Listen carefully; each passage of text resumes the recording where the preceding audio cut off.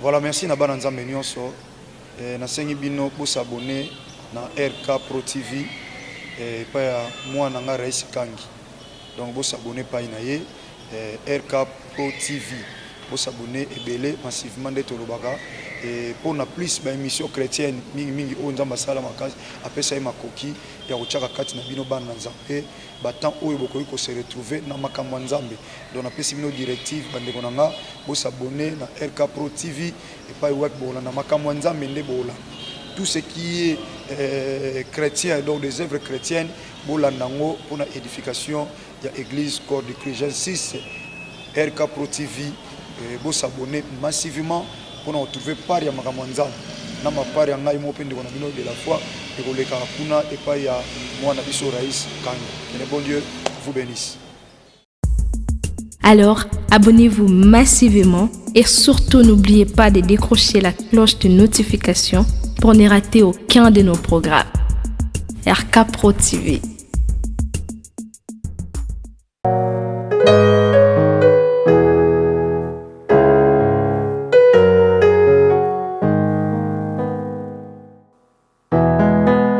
Okotisa babulami na etelo boyo ya esantu.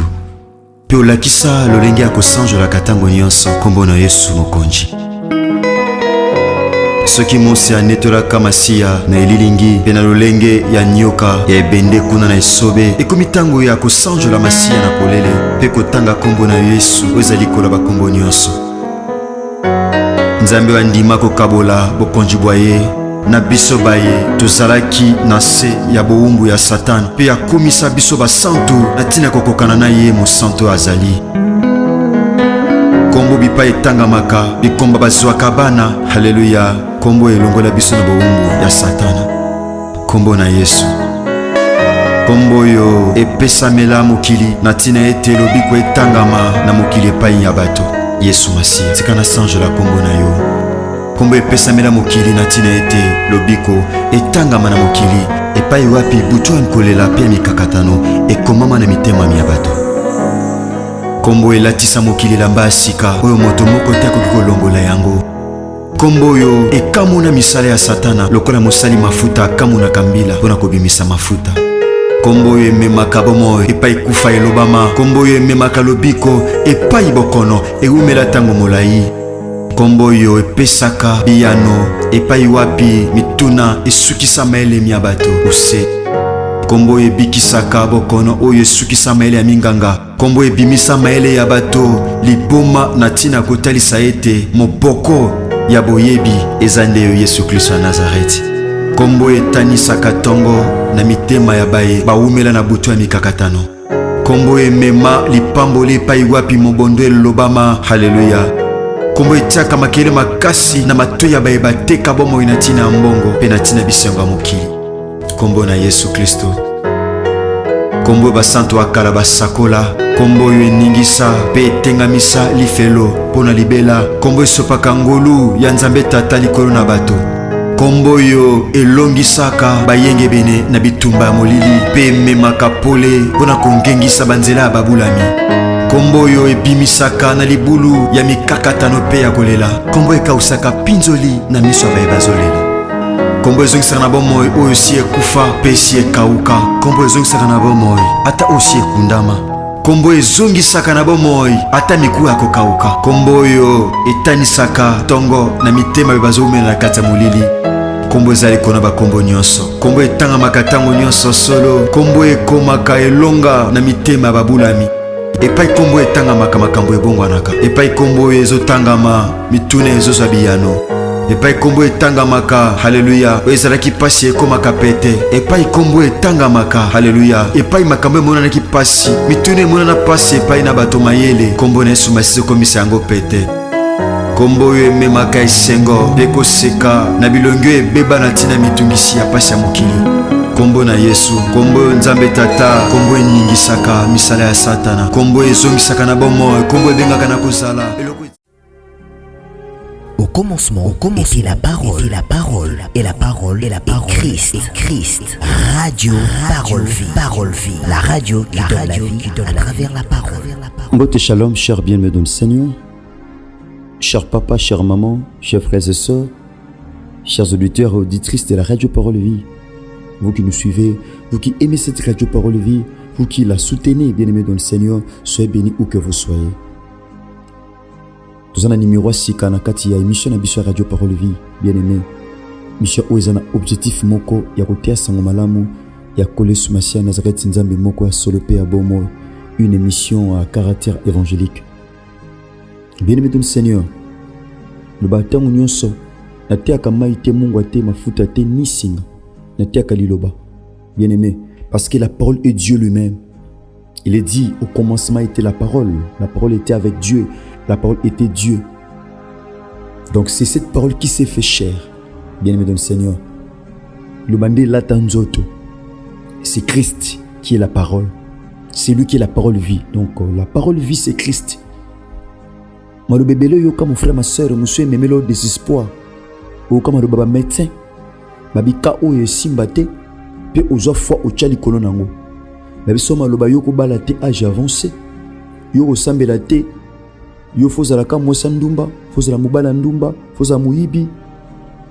Fozala songi tout ça tombe sous baloba pe maloba likola vie na yo. Bien-aimé. Pourquoi? Parce que derrière la parole il y a un esprit. Derrière toute parole il y a un esprit. Pourquoi? Parce que ce monde même que nous voyons a été créé par la parole. Bien-aimé. Soyez bénis vous qui êtes branchés. C'est une grâce que vous avez eu à obtenir devant l'Éternel. Prions le Seigneur. Nous te disons un grand merci, Père éternel, le Saint d'Israël, pour cette opportunité que tu nous offres encore ce matin, de pouvoir partager ta parole avec nos bien-aimés. Il est dit dans ta parole, Seigneur, es une lampe à nos pieds et une lumière sur notre sentier. Seigneur, que cette parole puisse éclairer nos cœurs, nos vies, nos foyers, nos familles. Seigneur, tout ce qui nous appartient soit éclairé par cette parole, au nom de Jésus. Que le feu de l'Esprit puisse brûler tout ce qui n'est pas de Dieu. Seigneur, que cette parole soit du feu, afin de pouvoir brûler tout ce qui n'est pas du Seigneur. Et nous sanctifions ces moments dans le nom puissant de Jésus-Christ de Nazareth, que nous avons ainsi prié et déclaré. Amen. Cher bien-aimé dans le Seigneur, Nazane Sengo, Yako, te abino sango malam na butu tope na tongwa lelo. Bebukati pongi na 2h, 3h, 4h, tope 5h du matin. Des pétons moussoubos en Amérique, aux annonces soir. Soyez bénis vous qui nous suivez en ce net moment. Bien-aimé, tout ça justement en continuité à thème Otobanda qui lobby, jeudi par la grâce de Dieu. Au moment de Kambozali, qui t'a mordu? C'est une question, bien-aimé. Nani a soyo? Bien-aimé. Nani a chaominu? Nani a zokisayo? Qui t'a blessé? Qui t'a mordu? Qui t'a humilié? Qui t'a ensorcelé? Bien-aimé, qui t'a mordu? C'est ça le thème que nous partageons ce matin. Bien-aimé dans le Seigneur. Bien-aimé, tout ça qui lecture lobby dans Nombre chapitre 21, verset 4. Bien-aimé, bon, le lot par la grâce de Dieu.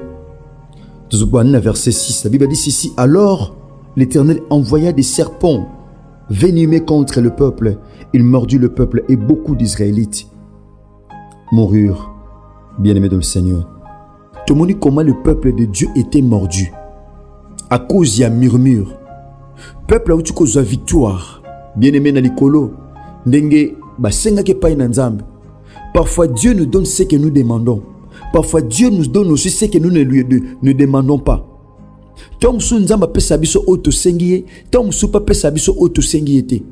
Parce que c'est lui qui connaît le vrai besoin d'un homme. Le vrai besoin de l'homme, c'est Dieu qui les connaît. Bien-aimé. Parce que c'est lui qui sonde tout. Il connaît toutes les choses. La Bible dit aucune créature, nulle créature n'est cachée devant lui. Même il voit toutes les choses. Peuple, destination à qui Canaan. Il a fallu contourner le pays d'Édom. Mboka ba Édomite, descendant, bien-aimé dans le Seigneur, il y a Esaü. Peuple lembaki pourquoi? Parce que tambuli mingi. Ma soeur, tom so zeli libala mingi o lembi. Okomo fabriquer libala na ndenge nao.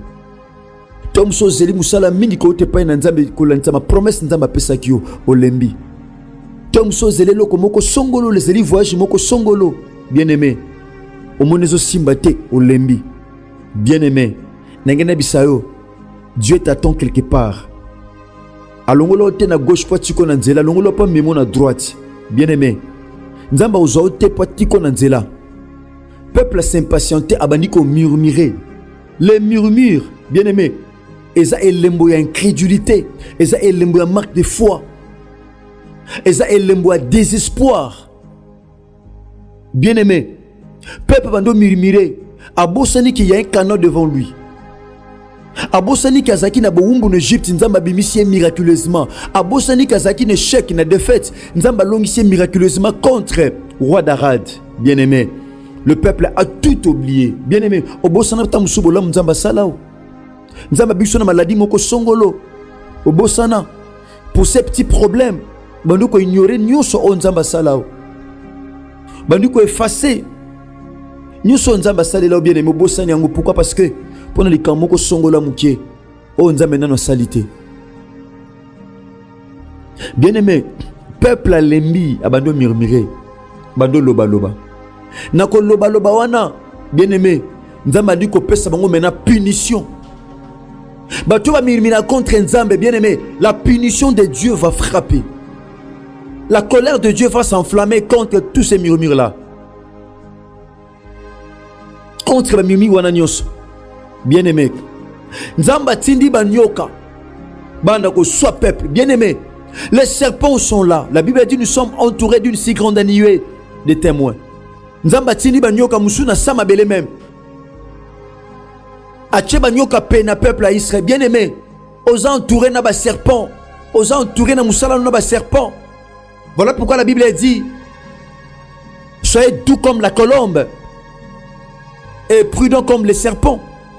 Ma soeur, mon frère, nous sommes entourés de serpents. Na bureau, na musala, na lopango, et pas au fan d'ata musus, na quartier. Okoyi pe kozala entouré de serpents venimeux. Peuple Israël nzamba tindi ba nyoka. Mutu nyonso ko murmurer nyoka oswaye. Alléluia.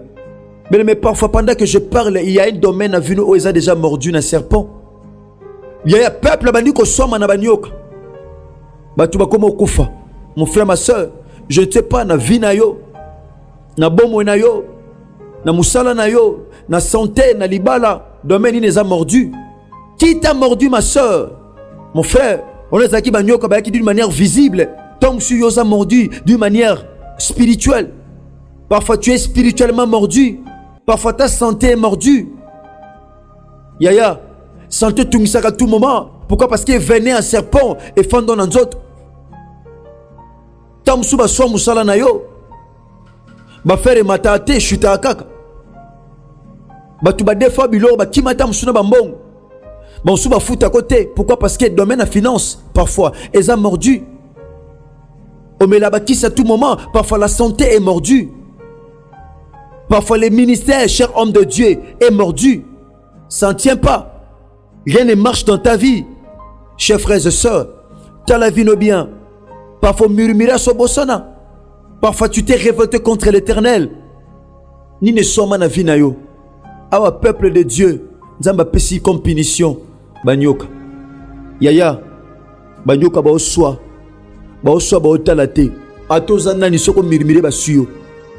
Et que ça cas pour nous, ma soeur. Ça peut aussi être un cas pour toi, ma soeur, mon frère, bien-aimé dans le Seigneur. Tu as la santé, on a santé na oten yaya. On réalise pendant deux ans, on a mordu la maladie. Parfois tu es mordu par la maladie. Comment on peut na biloko kolia? Comment voir même que pour na biloko kolia? O kolia te, o ko simba te, o ko zwa te. Pourquoi? Parce que la santé devient de plus en plus compliquée. Nana morda yo, nana morda vina yo, nana morda estomac na yo, ba rein na yo, nana morda yango. Qui a mordu cela? C'est la question qui nous est posée, bien-aimé. Ma soeur, Tom sous ma classe de comment mordu. Tom sous fiançailles n'a bine comment mordu. Besoin la liste biloko libala, bien-aimé beaucoup ressemble à tel côté. Ba complication, ba incompréhension na kata fiançailles. Ko benda na ko benda na. Pourquoi? Parce que les fiançailles sont mordus.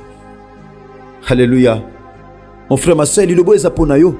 Na otonde tinomo yo. Je l'ai toujours dit, bien-aimé, je suis le prédicateur de la bonne nouvelle. Nazote mon frère, ma soeur. Na kata radio parole vie. Tom sous finance nous a mordu. Tom sous couple nous a mordu.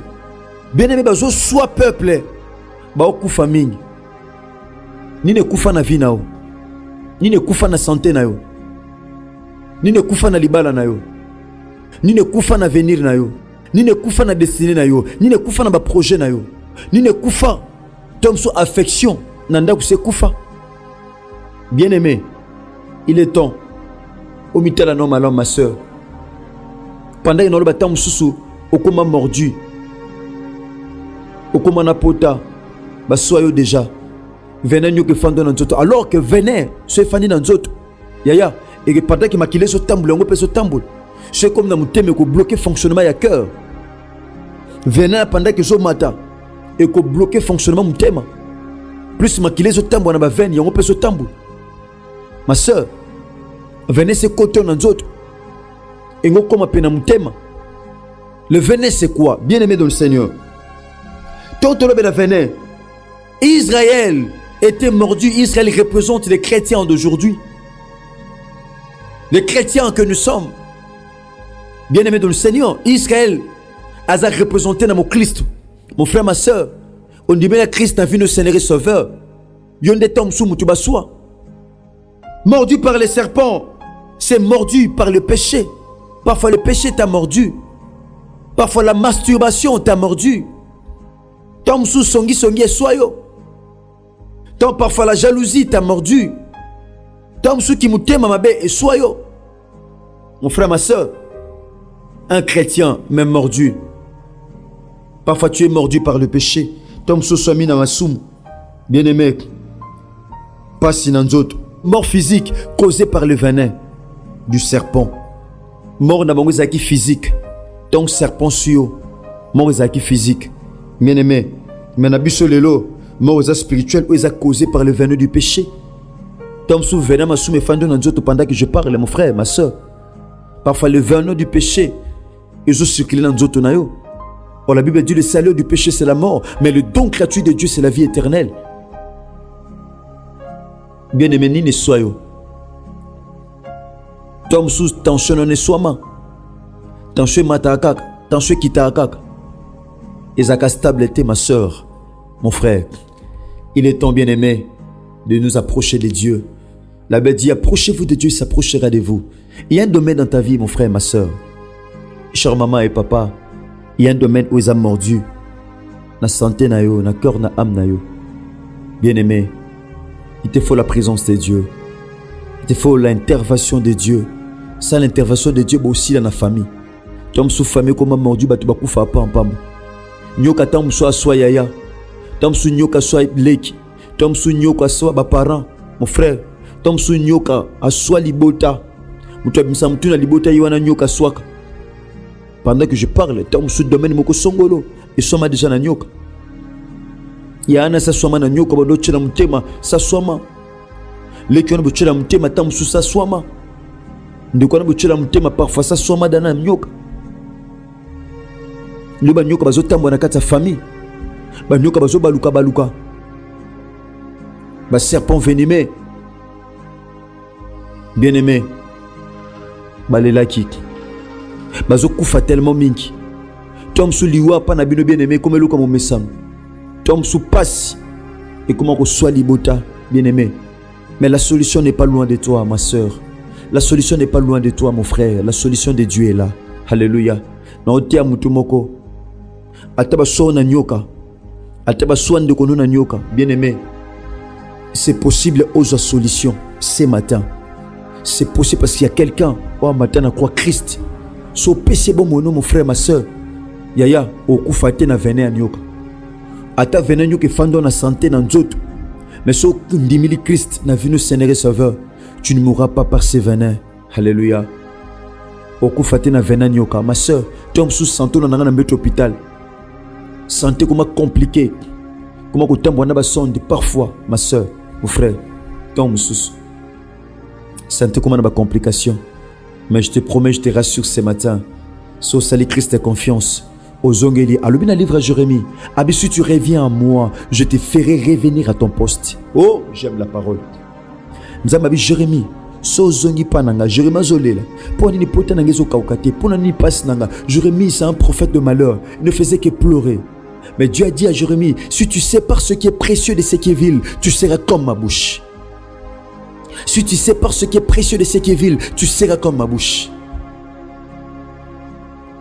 Ah, mais si tu reviens à moi, et moi l'Éternel, je te ferai revenir à ton poste. C'est ce que Dieu avait dit à Jérémie. Bien-aimé, peuple Israël, bazonge pa nzambe. Total la suite nango bien après par la grâce de Dieu. Tika kole sumasia nazareti nzambe moko solo pe abomo otundimela salam no bolam. Bien-aimé, le samedi tobo de la nzambe. Tobite nyoka nini? Oh, soit domaine mo songolo na vie no topi na famille na yo. Nous allons prier le Seigneur. Yaya, to sambe la nzambe lobi. Tobo de la nzambe. Golo nous tozo continuer à confef. Le lope vendredi to na confef na biso. Donc de to sambe la bena butubwe. Yaya na ngonga 7h to pe 8h to bande activité na biso confef. Bien-aimé. Bongo lobi samedi pe to na confef et kota na kata vanda na se. Bien-aimé ma sœur. Yaya, singolo miye ba moi siazanani. De proposer un étranger côté d'adresse pas bandeko. Bien-aimé, tu peux ce numéro tout à l'heure là. Tous en église centre évangélique de la foi en Christ. Et quand nous sommes en l'évangéliste Jean-Paul Mayet, pasteur de la foi. Avenue Bombo numéro 83 18. Justement, tous en macadam sur macadam. Pas puis arrêt l'angeloise de Jean-Mathieu comme arrêt de la foi. Na route Kimbontek. Tous en bien aimé dans le Seigneur. L'activité n'a pas la convention des femmes de la foi en Christ. Bien-aimé. Numéro contact Zali plus 243 89 75 79 117. Vous pouvez nous écrire bien-aimé dans le Seigneur. Bah numéro pesa affiché dans l'écran nabino. Boko comme la biso. Bongo lobby par la grâce de Dieu une grande activité. Bien-aimé dans le Seigneur, il y a le sambo. Le kola mo mesala mokola samedi. Na tongo nango tant aussi ça na butu nango 3h. Bongo na tongo par la grâce de Dieu torozala. Na vanda na se oyo na kata confef na biso. Ce Christ a maison milité. Tokutani bongo lobby par la grâce de Dieu. Bongo na 7h déjà tokuta na biso. Na cette zukuta na biso na confef. Merci ingénieur Chris Kundenga Enoch, ingénieur Jexep Mama Yamona. Merci notre frère bien-aimé Argazi Matomina, soyez béni. Merci na de Kores Kangibuelo, de Konata qui fout à peine de Kobogo Sanderson. Sur Christ a maison milité, Tokutani bongo lobby samedi na le sambo na biso. Sinon, que Dieu bénisse. Merci. Au commencement était la parole, et la parole, Christ. Radio, parole vie, la radio qui donne la vie à travers la parole.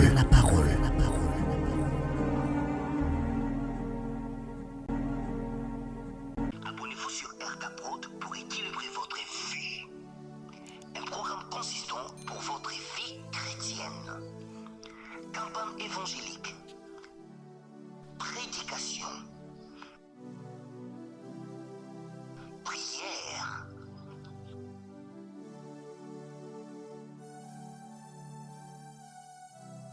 enseignement biblique, divertissement,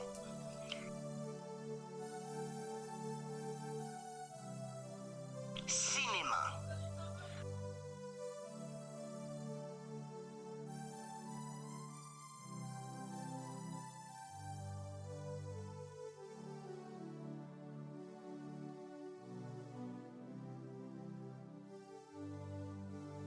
musique. Alors, abonnez-vous et n'oubliez pas de décrocher la cloche des notifications pour être informé à tout moment. RK Prod TV.